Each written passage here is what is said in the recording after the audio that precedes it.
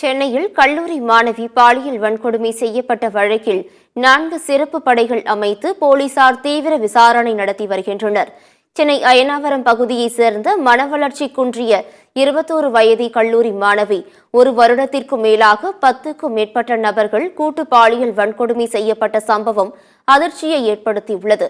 இது தொடர்பாக மாணவியின் தந்தை அளித்த புகாரின் அடிப்படையில் குற்றவாளிகள் 2 கைது செய்யப்பட்டுள்ள நிலையில் மீதமுள்ள குற்றவாளிகளை பிடிக்க போலீசார் தீவிர விசாரணை நடத்தி வருகின்றனர்.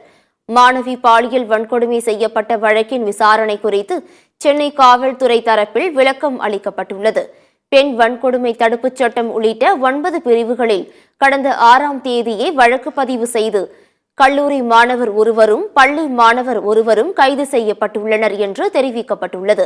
பாதிக்கப்பட்ட மாணவி மனவளர்ச்சி குன்றியவராக இருப்பதால் புலன் விசாரணை செய்வது சவாலாக உள்ளது என்றும் சாட்சியங்களை கலைத்து புலன் விசாரணைக்கு இடையூறு ஏற்படுத்த வாய்ப்புள்ளதால் பொதுவெளியில் இவ்விவகாரத்தை விமர்சிக்க வேண்டாம் என காவல்துறை கேட்டுக் கொண்டுள்ளது. 4 சிறப்பு படைகள் அமைக்கப்பட்டு புலன் விசாரணை துரிதப்படுத்தப்பட்டுள்ளது என்றும் காவல்துறை தரப்பில் விளக்கம் அளிக்கப்பட்டுள்ளது.